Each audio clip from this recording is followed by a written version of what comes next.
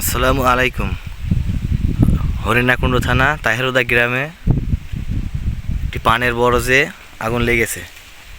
এই যে বেড়াটা পুড়ে গেছে সাইডে, উপরে কিছুটা পুড়েছে, আবার নিভিয়ে গিয়েছে, মানে আগুন পুরো ভইতে ধরতে পারেনি। এটা হয়েছে রাত্রে, এটা অবাস্তব ঘটনা। মানে যদি কোনো বরজে আগুন ধরে তো এইভাবে আজও কোনো দিন নিভতে দেখিনি। এই যে আলু আলুর ভুই, এই সাইডে আলু নষ্ট হয়েছে, ওই যে ওই সাইডে বরজ পুড়েছে। আচ্ছা, এই ভুয়ালার নাম কি জানো? উসমান। উসমানের পিতার নাম সাবদুল্লাহ। সাবদুল্লাহ। তাহেরদা গ্রামের উসমান। তবে এই কাজগুলো ইদানিং খুব হচ্ছে।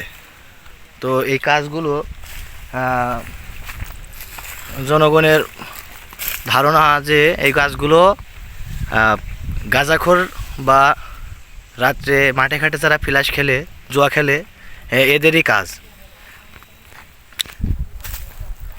তা এগুলোর আমাদের মানে ব্যবস্থা নেওয়া উচিত, আইনের আওতায় আনা উচিত এবং এদের কঠোর বিচার করা উচিত। কারণ এই যে এত সুন্দর সুন্দর পান, এই যে এত সুন্দর পান,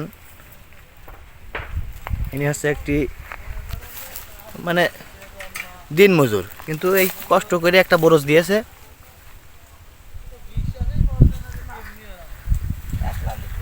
বরজটা খুব যত্ন করে, মানে খুব সুন্দর একটা পরিবেশ। এই যে সুন্দর পান,